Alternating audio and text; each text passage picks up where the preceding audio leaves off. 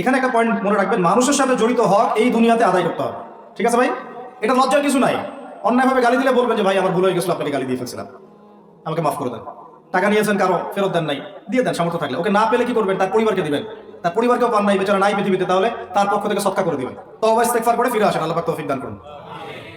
আর যারা ব্যবসা করতে গিয়ে মানুষকে মাপে কম দিচ্ছেন, মানুষকে হারাম খাওয়াচ্ছেন, বলছেন টাটকা জিনিস কালকে রান্না করছে হুজুর, 3 দিন আগে বাসি তরকারি খাওয়াই দিল, একটা কি খাবেন এটা নিয়ে কথা বলতে গেলে তারও 2 ঘন্টা চলে যাবে। খাবেন কি?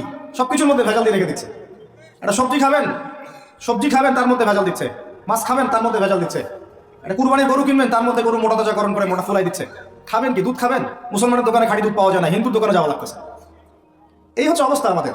দিন কায়েমের কথা আমরা যে বলি না, আমাদের তো নিজের ভিতরেই দিন কায়েম হয় না এখন। আমাদের নিজের আত্মার ভিতরে আল্লাহওয়ালা মানুষ যারা বাংলার মাটিতে আনাচে কানাচে আছেন তাদের সংখ্যা নিতান্তই কম। ম্যাক্সিমাম আমরা নিজের 3.5 হাত দেহের উপরেই দিন কায়েম করতে পারি।